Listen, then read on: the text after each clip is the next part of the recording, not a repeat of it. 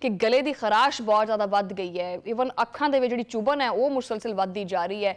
ਜਿਹਨੂੰ ਪੁੱਛੋ ਨਾ ਤੇ ਉਹਦੇ ਚਿਹਰੇ ਦੇ ਉੱਤੇ ਇੱਕ ਰਵਾਨਗੀ ਜਾਂ ਖੁਸ਼ਗਵਾਰਗੀ ਨਹੀਂ ਹੈ, ਬਲਕਿ ਮੌਸਮ ਦੇ ਕਰਕੇ ਇੱਕ ਅਫਸੁਰਦਗੀ ਜੀ ਹੈਗੀ ਹੈ। ਇਹ ਜਿਹੜਾ ਕਲਾਈਮੇਟ ਚੇਂਜ ਹੋ ਰਿਹਾ ਹੈ ਡਾਕਟਰ ਸਾਹਿਬਾ, ਇਹਦੀ ਵਜ੍ਹਾ ਕੀ ਹੈ, ਬੇਸਿਕ ਵਜ੍ਹਾ ਕੀ ਹੈ ਇਹਦੀ?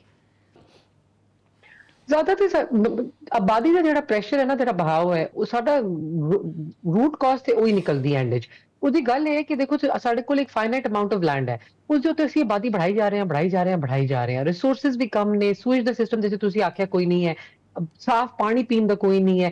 ਇਹ ਸਾਰੀ ਵਜੂਹਾਤ ਮਿਲ ਕੇ ਜਿਹੜਾ ਹੈ ਨਾ ਸਾਰਾ ਕੁਝ ਖਰਾਬ ਕਰ ਰਹੇ ਨੇ, ਮੌਸਮ ਨੂੰ ਆਲੂਦ ਕਰ ਰਹੇ ਨੇ। ਪਹਿਲੇ ਕਿੰਨਾ ਰੋਮਾਂਟਿਕ ਸਮਝਿਆ ਜਾਂਦਾ ਸੀ, ਨਵੰਬਰ ਦਸੰਬਰ ਆਉਂਦਾ ਸੀ, ਸਾਰਾ ਮੈਂ ਸ਼ੁਰੂ में देखा नहीं खुशगवार हो जाता वो जरा नहीं गाना नहीं भीगा भीगा सा दिसंबर है बिल्कुल। ਤੇ ਦੂਜੀ ਦਿਸੰਬਰ ਦੀ ਵਾਈਬ ਆਣ ਵਾਲੀ ਹੋ ਗਈ ਹੈ। ਬਾਰਿਸ਼ ਹੀ ਨਹੀਂ ਹੋਈ, ਬਾਰਿਸ਼ ਹੀ ਨਹੀਂ ਹੋਈ। ਬਾਰਿਸ਼ਾਂ ਪਹਿਲੇ ਹੁੰਦੀਆਂ ਨੇ ਤੇ ਬਾਅਦ ਵਿੱਚ ਹੁੰਦੀਆਂ ਨੇ, ਜਦੋਂ ਨਹੀਂ ਹੋਣੀਆਂ ਹੁੰਦੀਆਂ।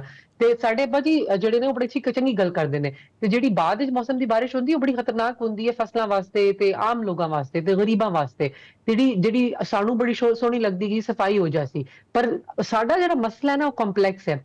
ਜਿਵੇਂ ਤੁਸੀਂ ਆਖਿਆ ਕਿ ਅਸੀਂ ਚਾਹੁੰਦੇ ਸਭ ਕੁਝ ਆ ਫਸਟ ਵਰਲਡ ਕੰਟਰੀ ਵਰਗਾ, ਤੇ ਅਸੀਂ ਚਾਹੁੰਦੇ ਹਾਂ ਕਿ ਜੀ ਸਾਡੇ ਕੋਲ ਬੈਸਟ ਸਿਹਤ ਪਾਲਿਸੀਆਂ ਹੋਵੇ, ਬੈਸਟ ਹਸਪਤਾਲ, ਬੈਸਟ ਸਕੂਲ, ਬੈਸਟ ਸੜਕਾਂ, ਸਾਰਾ ਕੁਝ ਹੋਵੇ। ਲੇਕਿਨ ਅਸੀਂ ਖੁਦ ਕੁਝ ਨਹੀਂ ਕਰਦੇ। ਤੁਸੀਂ ਮੁਹੱਲੇ ਵਿੱਚ ਜਾ ਕੇ ਵੇਖੋ, ਮੁਹੱਲੇ ਵਿੱਚ ਗੰਦ ਪਿਆ ਹੋਇਆ ਹੈ, ਉਸ ਗੰਦ ਵਿੱਚ ਹੀ ਜਿਹੜਾ ਹੈ ਪਾਣੀ ਆ ਰਿਹਾ, ਪਾਣੀ ਖੜਾ ਹੋ ਰਿਹਾ, ਫਿਰ ਡੇਂਗੀ ਫੈਲ ਰਿਹਾ ਹੈ।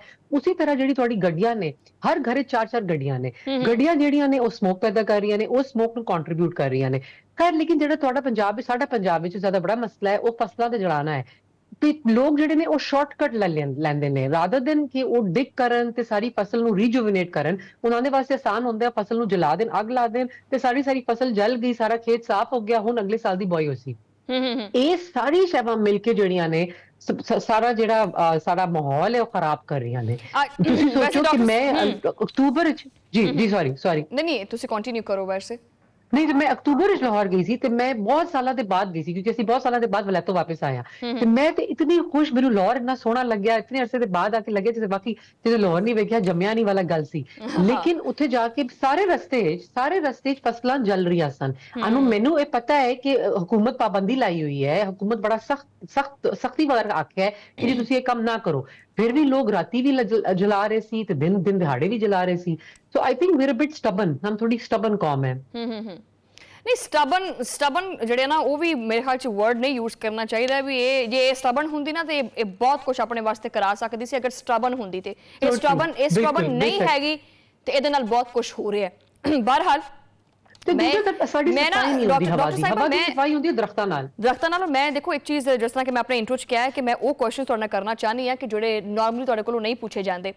ਅੱਛਾ, ਆਪਣੇ ਸਕਿਨ ਦੇ ਬੜੇ ਇਸ਼ੂਜ਼ ਹੁੰਦੇ ਆ ਕਿ ਖਵਾਤੀਨ ਜਾਂ ਮਰਦ ਹਜ਼ਰਾਤ ਵੀ ਹੋ ਗਏ ਤੇ ਚਿਹਰੇ ਦੇ ਉੱਤੇ ਨਾ ਉਹ ਖੁਸ਼ਗਵਾਰੀਅਤ ਨਹੀਂ ਹੈ, ਬਹੁਤ ਡਰਾਈ ਔਰ ਬੜਾ ਬੁਝਿਆ ਹੋਇਆ ਜਿਹੜਾ ਚਿਹਰਾ ਹੈ। ਹਾਲਾਂਕਿ ਖੁਰਾਕ ਵੀ ਠੀਕ ਹੈ, ਡਾਈਟ ਵੀ ਠੀਕ ਹੈ। ਇਹ ਜਿਹੜਾ ਕਲਾਈਮੇਟ ਹੈ, ਜਿਹੜੀ ਫਿਜ਼ਾ ਹੈ, ਇਹ ਤੁਹਾਡੀ ਸਕਿਨ ਦੇ ਉੱਤੇ ਵੀ ਅਸਰਅੰਦਾਜ਼ ਹੁੰਦੀ ਹੈ? ਬੇਸ਼ੱਕ। ਤੇ ਤੁਹਾਡੇ ਕੋਲ ਦੋ ਹਰਬੇ ਨੇ, ਦੇਖੋ ਤੁਸੀਂ ਉੱਤੇ ਮੂੰਹ ਦੇ ਉੱਤੇ ਜੋ ਸ਼ੈਵਾਂ ਲਾਉਂਦੇ ਹੋ ਉਸ ਨਾਲ ਵੀ ਆਰਾਮ ਆਉਂਦਾ ਹੈ, ਉਸ ਨਾਲ ਵੀ ਸਕੂਨ ਆਉਂਦਾ ਹੈ, ਉਸ ਨਾਲ ਵੀ ਖੂਬਸੂਰਤੀ ਆਉਂਦੀ ਹੈ। ਲੇਕਿਨ ਪਾਣੀ ਪੀਣਾ ਵੀ ਬੜਾ ਜ਼ਰੂਰੀ ਹੈ। ਹਾਈਡਰੇਸ਼ਨ ਜਿਹੜੀ ਹੈ ਨਾ ਉਹ ਦੋ ਤਰਫਾ ਹੈ ਕਿ ਤੁਸੀਂ ਉੱਤੇ ਲਾਓ ਵੀ, ਯਾਨੀ ਮੋਇਸਚਰਾਈਜ਼ਰ ਰੈਗੂਲਰ ਲਗਾਓ ਤੇ ਦੂਜਾ ਪਾਣੀ ਪੀਓ ਵੀ 6 ਤੋਂ 8 ਗਲਾਸ। ਨਾ ਸਰਦੀਆਂ ਜੇ ਹੁੰਦਾ ਕਿ ਲੋਕ ਕਹਿੰਦੇ ਨੇ ਕਿ ਸਾਨੂੰ ਸਰਦੀ ਲੱਗਦੀ ਤੇ ਪਿਆਸ ਨਹੀਂ ਲੱਗਦੀ, ਪਿਆਸ ਨਹੀਂ ਲੱਗਦੀ, ਪਾਣੀ ਨਹੀਂ ਪੀਂਦੇ। ਇਹ ਨਹੀਂ ਕਰਨਾ। ਤੁਸੀਂ ਰੋਜ਼ਨਾਮਾ ਨਾਲ ਆਪਣੇ ਇੱਕ ਬੋਤਲ ਨਾਲ ਲੈ ਕੇ ਜਾਓ। ਬੋਤਲ ਕੋਸ਼ਿਸ਼ ਕਰੋ ਕਿ ਬੋਤਲ ਖਤਮ ਹੋਵੇ ਜਦੋਂ ਘਰ ਵਾਪਸ ਆਓ। ਅਵੇਕ ਆਵਰਜ਼ ਵਿੱਚ ਯਾਨੀ ਸਵੇਰ ਦੇ ਟਾਈਮ, ਸਵੇਰ ਦੇ ਔਕਾਤ ਤੁਸੀਂ ਕੋਸ਼ਿਸ਼ ਕਰੋ ਕਿ ਤੁਸੀਂ ਪੂਰੀ ਬੋਤਲ ਪਾਣੀ ਦੀ ਖਤਮ ਕਰਕੇ ਆਓ। ਸ਼ਾਮੀ ਤੁਸੀਂ ਬੇਸ਼ੱਕ ਨਾ ਪੀਓ। ਦੂਜਾ ਗੱਲ ਹੈ ਕਿ ਸਬਜ਼ੀਆਂ ਦੇ ਫਲ, ਜਿਹੜੇ ਸਬਜ਼ੀਆਂ ਦੇ ਫਲ ਹੁੰਦੇ ਜੋ ਡਾइट ਦਾ ਜ਼ਿਕਰ ਕੀਤਾ, सब्जियां के फल में कोई नेचुरली कुछ ऐसा स्टफ होता है कि which is really good for your skin, तो आपकी स्किन को नेचुरली अच्छा करता है। तो फोकस ज्यादा कोशिश है करो कि तुसी सर्दियां च बजाय मुरगन ते बजाय ओके कहते हैं हलवे ते इस तरह दी चिकनाई वाली जो दिल करदा है, क्रेविंग हुंदी है क्योंकि मौसम है जो होंदा है, लेकिन तुसी कोशिश करो कि तुसी सब्जियां फल जारी रखो, फाइबर जारी रखो। ये बड़ा जरूरी है बाला वास्ते, जिल्द वास्ते, आम सेहत वास्ते, गट हेल्थ वास्ते। अच्छा, ये क्लाइमेट चेंज है, आबो हवा दा जेड़ा मुसलसल चेंज होना है, ਇਹਦੇ ਕਰਕੇ ਇਨਸਾਨ ਨੂੰ ਜਾਂ ਬੱਚਿਆਂ ਨੂੰ ਖਾਸ ਕਰਕੇ ਕਿਸ ਕਿਸਮ ਦੀ ਜਿਹੜੀਆਂ ਬਿਮਾਰੀਆਂ ਨੇ ਉਹ ਲੱਗਦੀਆਂ, ਨਜ਼ਲਾ ਜ਼ੁਕਾਮ ਹੋ ਗਿਆ ਜਾਂ ਅੱਖਾਂ 'ਚ ਜਲਨ ਹੋਣਾ, ਇਸ ਤੋਂ ਇਲਾਵਾ ਕਿਸ ਤਰ੍ਹਾਂ ਦੀਆਂ ਸਾਹਮਣੇ ਆਉਂਦੀਆਂ ਨੇ? ਤੇ ਤੁਸੀਂ ਦੇਖੋ ਇੱਕ ਸਿੰਪਲ ਜਿਹਾ ਸ਼ੈਲ ਕਿਸੇ ਨੂੰ ਪਤਾ ਹੀ ਨਹੀਂ ਹੈ ਕਿ ਫਲੂ ਵੈਕਸੀਨ, ਹੁਣ ਸਾਰਿਆਂ ਨੂੰ ਪਤਾ ਹੈ ਕਿ ਜੀ ਫਲੂ ਹੋਸੀ, ਸਾਰਿਆਂ ਨੂੰ ਪਤਾ ਹੈ ਕਿ ਅਕਤੂਬਰ ਨਵੰਬਰ ਦਸੰਬਰ ਸਾਰੇ ਬਿਮਾਰ ਰਹਿ ਸਨ, ਸੁਰ ਕਰਦੇ ਫਿਰਦੇ ਰਾਜ਼ਰ, ਲੇਕਿਨ ਕੋਈ ਫਲੂ ਵੈਕਸੀਨ ਨਹੀਂ ਲਾਂਦਾ। ਫਲੂ ਵੈਕਸੀਨ ਲਾਉਣ ਦਾ ਥੋੜਾ ਸਾ ਇੰਤਜ਼ਾਮ ਕਰੋ। ਅਗਰ ਤੁਸੀਂ ਤੁਹਾਡੀ ਉਮਰ 65 ਤੋਂ ਜ਼ਿਆਦਾ ਹੈ ਜਾਂ ਤੁਸੀਂ ਹਾਮਲਾ ਹੋ ਜਾਂ ਤੁਸੀਂ ਹਾਈ ਰਿਸਕ ਹੋ, ਅਸਥਮਾ, ਸੀਓਪੀਡੀ ਜਾਂ ਬੱਚੇ ਨੇ ਘਰ, ਇਹਨਾਂ ਨੂੰ ਸਾਰਿਆਂ ਨੂੰ ਫਲੂ ਵੈਕਸੀਨ ਲੱਗਣੀ ਚਾਹੀਦੀ ਤਾਂ ਕਿ ਉਹ ਫਲੂ ਤੋਂ ਬਚ ਕੇ ਰਹਿਣ।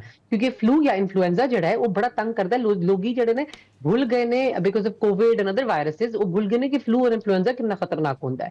ਦੂਜੀ ਗੱਲ ਹੈ ਕਿ ਆਪਣੇ ਆਬੋ ਹਵਾ ਨੂੰ ਸਾਫ਼ ਸੁਥਰਾ ਰੱਖਣ ਵਾਸਤੇ ਥੋੜਾ ਹੈ ਮਹਿੰਗਾ ਨੁਸਖਾ, ਉਹ ਪਿਊਰੀਫਾਇਰਸ ਤੇ ਹਿਊਮਿਡੀਫਾਇਰਸ, ਇਹ ਸ਼ਾਵਾਂ ਲੋਕਾਂ ਨੂੰ ਖਰੀਦਣੀਆਂ ਪੜਨੀਆਂ ਨੇ।